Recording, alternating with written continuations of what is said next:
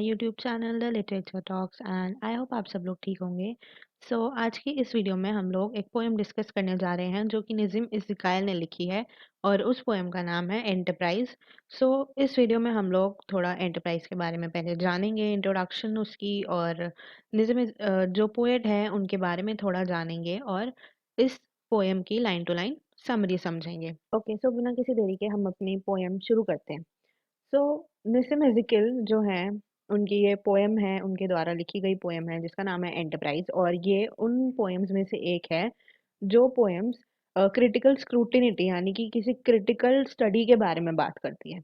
ये निसिम एज़ेकियल की बहुत ही बेस्ट पोएम है, और ये पोएम जो है ये अपनी एक ही थीम के अराउंड घूमती रहती है, और इसकी थीम है जर्नी टू अ पिलग्रिमेज, जो कि बहुत ही ज़्यादा एंथुसियास्टिक पीपल के साथ ये द्वारा शुरू हुई थी, और उन एंथुसियास्टिक पीपल में से एक निसिम एज़ेकियल भी थे। ये जो पिलग्रिमेज है, ये जो एंटरप्राइज़ है, ये बहुत ही हाई स्पिरिट के साथ स्टार्ट हुई थी, और बहुत ही सारे सेटबैक्स भी फेस किए लोगों ने इसके बीच में। लेकिन जब वो फाइनली अपनी डेस्टिनेशन पे पहुँच जाते हैं, तो वो डाउट करते हैं इस पूरी जर्नी को, कि क्या हमें इस इतनी ट्रबलसम जर्नी की कोई ज़रूरत थी अपनी लाइफ में? रियलाइज़ करते हैं इस जर्नी के बारे में, ये कितनी यूज़लेस थी, और वो ये कहते हैं कि home is where we have to gather grace, यानी कि घर वहाँ है जहाँ हमें ग्रेस इकट्ठा करना पड़ता है। तो जो ये पोएम है, ये बहुत ही ज़्यादा अच्छा मैसेज हमें प्रोवाइड करती है, डिलीवर करती है, और ये एक डायडैक्टिक पोएम है। डायडैक्टिक का मतलब होता है कि ये जो पोएम है, ये हमें एक मोरल दे रही है, तो इसलिए ये एक डायडैक्टिक पोएम है। इस पोएम की लैंग्वेज और फॉर्म जो है वो बहुत ही ज़्यादा सिंपल है, क्योंकि निसिम एज़ेकियल की जो पोएम्स होती हैं वो जनरली बहुत ही सिंपल वे में लिखी होती हैं कि किसी को भी बहुत आराम से समझ आ जाए। इस पोएम में 5 टू 6 स्टैंज़ाज़ हैं, जिसके हर स्टैंज़ा में 5 लाइन्स हैं, और राइमिंग स्कीम इसकी जो है वो है ए, बी, ए, बी, ए। और कुछ भी एक्स्ट्रा ऑर्डिनरी लैंग्वेज में या एक्स्ट्रा ऑर्डिनरी फॉर्म में नहीं लिखा गया है इस पोएम में। ये बहुत ही ज़्यादा सिंपल है इंटरप्रेट करने के लिए इसके मीनिंग्स को। तो अब हम बात करते हैं निसिम एज़ेकियल की। निसिम एज़ेकियल जो थे वो 1924 से लेके 2004 तक लाइव थे, और वो Mumbai based Indian Jewish poet थे, प्ले राइटर थे, एक्टर थे और एक क्रिटिक थे। उन्हें ऑफनली father of modern Indian English poetry भी कहा जाता है, और वो मुंबई के साथ-साथ लंदन में भी पढ़े हुए हैं। उनकी बेस्ट नोन बुक्स जो हैं वो हैं time to change, the discovery of India, the unfinished man, hymns in darkness and latter day psalms. और निसिम एज़ेकियल को साहित्य अकादमी अवार्ड भी मिला था 1983 में, साथ ही साथ 1988 में उन्हें पद्मश्री भी मिला था। तो अब हम अपनी पोएम स्टार्ट करते हैं। First stanza. It started as a pilgrimage, exalting minds and making all the burdens light. The second stage explored but did not test the call. The sun beat down to match our rage. तो pilgrimage आप समझ रहे हो कि pilgrimage क्या है? Pilgrimage होती है तीर्थ यात्रा। तीर्थ यात्रा को पिलग्रिमेज कहा जाता है।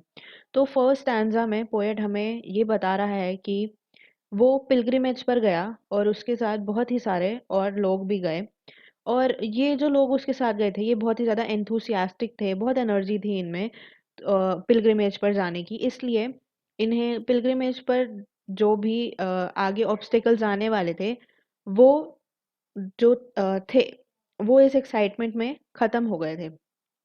यानी कि अगर आप किसी जर्नी पे जाते हैं तो बहुत कुछ ऑब्स्टेकल्स आते हैं बीच में, बट वो ऑब्स्टेकल्स आपके माइंड में तब नहीं आते जब आप एक कोई जर्नी स्टार्ट करने वाले होते हो, क्योंकि आप बहुत ही ज़्यादा खुश होते हो उस जर्नी को शुरू करने के लिए। और ये जो एक्साइटमेंट थी उन लोगों की, उसकी वजह से जो भी बर्डन थे उनके माइंड में वो सब बहुत ही कम हो गए थे, बहुत लो हो गए थे, वो बहुत ही ज़्यादा अच्छा फील कर रहे थे। और जो भी वो आगे प्रॉब्लम्स और डिफ़िकल्टीज़ फ़ेस करने वाले थे, वो उस टाइम उनके माइंड में नहीं आ रही थी, क्योंकि वो बहुत ज़्यादा एंथुसियास्टिक थे। तो यहाँ पर पिलग्रिमेज का फर्स्ट स्टेज जो है वो एंड हो जाता है, और ये स्टेज पोएट कंपेयर कर रहे हैं एक इंसान के अर्ली यूथ से, क्योंकि जब वो अडल्टहुड में नहीं होता, वो यूथ होता है, तो वो बहुत ही ज़्यादा इनोसेंट होता है, बहुत खुश होता है, और अपनी आगे की प्रॉब्लम्स और फेलियर्स को लेके अनअवेयर होता है। तो इस एंथुसियाज़्म के साथ वो सेकंड स्टेज में एंटर करते हैं पिलग्रिम के, सॉरी पिलग्रिमेज के। और जो सेकंड स्टेज है वो उनकी जर्नी है जो बहुत सारी डिफिकल्टीज और ट्रबल से भरी हुई है। इस स्टैन्ज़ा में पोएट ने सन को सिंबलाइज़ किया है, उस हार्शनेस को जो हम अपनी लाइफ में फ़ील करते हैं, वो डिफ़िकल्टीज़, वो ट्रबल्स, उसकी सन की जो हार्शनेस है, वो बहुत ज़्यादा ब हॉट जो अपनी हीट दे रहा है, उसे सिंबलाइज़ कर रहे हैं पोएट हमारी आगे की लाइफ की हार्शनेस से। इस स्टैन्ज़ा में पोएट हमें ये भी बता रहा है कि उसने ट्राई की उस जो एंथुसियाज़्म उनके अंदर थी उसे न्यूट्रलाइज़ करने का, लेकिन वो फेल हो गया ये करने में, और जो इनोसेंस थी फर्स्ट स्टेज की, वो सेकंड स्टेज पर आते-आते खत्म हो गई। Stanza 2. We stood it very well, I thought, observed, and put down copious notes on things the peasant soul and bought, the way of serpents and of gods, 3 cities where a sage had taught. इस stanza में poet ये कह रहा है कि उसे लगा वो सक्सीड हो गया है उन सब डिफ़िकल्टीज़ को झेलने में जो उसके रास्ते में आई थी। वो अपने रास्ते में अपने आप को बिज़ी रखते हुए चलते हैं, मतलब बिज़ी करके चलते हैं, और वो चीज़ें नोट डाउन करते हैं जो वहाँ बिक रही थी और जो फार्मर्स लेकर आए थे बेचने के लिए। उन्होंने स्नेक्स के वेज़ को भी नोट किया और गॉड्स की डिस्क्रिप्शन को भी, और साथ ही साथ जो 3 सिटीज़ उनके रास्ते में आई थी जहाँ पर हर्मिट जो थे वो लेसन टीच कर रहे थे, उन्हें भी नोटिस किया। बट उन्होंने एक उस टीचर का पढ़ाने का वे नोटिस नहीं किया।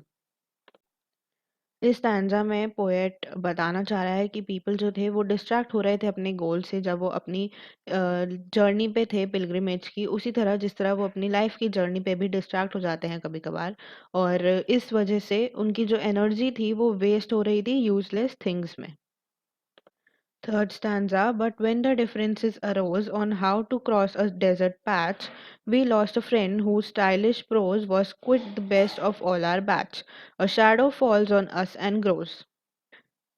इस स्टैन्ज़ा में जो पिलग्रिम्स पिलग्रिमेज के लिए जा रहे थे, वो एक पॉइंट पर पहुँचते हैं जहाँ पर उन सबके अलग-अलग ओपिनियंस होते हैं उन चैलेंजेस को क्रॉस करने के लिए, और कोई भी एक दूसरे के ओपिनियन के साथ एग्री नहीं करता, जिसकी वजह से आर्ग्यूमेंट हो जाती है बहुत, और एज अ रिजल्ट उनमें से उन मेंबर्स के ग्रुप में से एक मेंबर जो था जिसने बहुत ही स्टाइलिश प्रोज लिखे थे और वो इंटेलेक्चुअल था, वो उस ग्रुप को छोड़कर अपना अलग रास्ता चुन लेता है। और जो शैडो ऑफ डिसएग्रीमेंट है वो इस एंटरप्राइज के ऊपर गिरती है और कंटिन्यू करती है ग्रो होना। और इस वजह से जो ईगो होता है लोगों में, उन पिलग्रिम्स में, उसकी वजह से पिलग्रिमेज की इंटीग्रिटी जो है वो बहुत ज़्यादा कम हो जाती है। Stanza 4. Another phase was reached when we were twice attacked and lost our way. A section claimed its liberty to leave the group. I tried to pray. Our leader said he smelled the sea. अब pilgrims जो हैं वो pilgrimage की next stage पर पहुंचते हैं जहां वो ग्रुप्स में डिवाइड हो जाते हैं, और वो एक दूसरे को अटैक कर रहे होते हैं किसी वजह के, और वो जो इंस्पिरेशन थी उसकी जिसकी वजह से वो यूनाइटेड हुए थे पिलग्रिमेज के लिए, वो भूल जाते हैं, और एज अ रिजल्ट वो इन सब लड़ाई में अपना रास्ता खो देते हैं, गुम हो जाते हैं, रास्ता भूल जाते हैं। तो अदर वर्ड्स में पोएट ये कहना चाह रहा है कि जो गोल और पर्पस था उस जर्नी का वो गुम हो गया था, लॉस्ट हो गया था, और लीडर से अनसेटिस्फाई होके कुछ लोगों ने ग्रुप भी छोड़ दिया था। पोएट बहुत ज़्यादा हेल्पलेस हो गया था और वो कुछ नहीं कर सकता था, इसलिए उसने प्रे करना स्टार्ट किया, और जो लीडर था उसने वो फील कर रहा था कि वो सी के पास है, यानी कि डेस्टिनेशन के करीब है। तो जो लीडर था वो फील कर रहा था कि वो सी के पास है, यानी कि डेस्टिनेशन के करीब है। Stanza 5. We noticed nothing as we went, a straggling crowd of little hope, ignoring what the thunder meant, deprived of common needs like soap. Some were broken, some merely bent. अब उन्हें realise होता है, वो aware हो जाते हैं इस चीज़ से कि जो लीडर ने कहा था कि वो डेस्टिनेशन के नियर है, वो एक फ़ॉल्स होप थी, और ये जो ग्रुप है, ये बहुत ही ज़्यादा एमलेस और होपलेस हो चुका है अब। ना तो वो अपने अंदर की थंडरिंग को सुन पा रहे थे, और अगर सुन भी पा रहे थे, तो वो इंटरप्रेट नहीं कर पा रहे थे कि वो क्या कहना चाह रही है। क्या है वो? और अब उनके पास उनकी ज़रूरत की चीज़ें भी नहीं थी जैसे कि सोप। अब वो बहुत ज़्यादा एग्ज़ॉस्ट हो चुके थे, उनमें से कुछ चल नहीं पा रहे थे, कुछ दर्द की वज़ह से झुक गए थे और उनका एंथुसियाज़्म जो था वो फ़ेड हो गया था और जो बर्डन उनके माइंड में था वो बहुत ही ज़्यादा अनबियरेबल था। Stanza 6. When finally we reached the place, we hardly know why we were there. The trip had darkened every face. Our deeds were neither great nor rare. Home is where we have to gather grace. अब इस stanza में pilgrims जो थे वो बहुत ही ज़्यादा exhausted हो गए थे, टायर्ड हो गए थे, फ्रस्ट्रेटेड थे और अब वो फाइनली लेकिन अपनी डेस्टिनेशन पे पहुँच चुके थे। लेकिन वो उनके फेस पर कोई भी जॉय नहीं थी कि उन्होंने अपना पिलग्रिमेज जो है वो पूरा कर लिया है। इंस्टेड वो लोग ये सोच रहे थे कि उन्होंने ये पिलग्रिम की जर्नी क्यों शुरू की थी? क्योंकि अब डेस्टिनेशन में पहुँचने के बाद उन्हें वो जर्नी बहुत ही ज़्यादा मीनिंगलेस लग रही है और अनवर्दी लग रही है। वो अपनी नोबल एस्पिरेशन को भूल चुके थे। सब होपलेस हो चुके थे और किसी को भी कुछ हीरोइक नहीं लगा था उस जर्नी में और पोएट के लिए घर पे रहना ज़्यादा सैटिस्फाइंग था और बिगेस्ट अचीवमेंट थी उसके लिए, ना कि ये जर्नी। जो जर्नी उन्होंने शुरू की थी एंथुसियाज़्म के साथ वो एंड हुई है ग्रीफ, डिस्पेयर, रिग्रेट और होपलेसनेस के साथ। ओके, सो आपकी पोएम यहाँ पर ख़त्म होती है। आई होप आप लोगों को ये एक्सप्लेनेशन समझ आई होगी और अगर आप लोगों को ये एक्सप्लेनेशन समझ आई है, तो टाइप ज़रूर कर देना, वीडियो को लाइक कर देना और अपने फ्रेंड्स के साथ शेयर कर देना। Thank you for watching. Bye bye.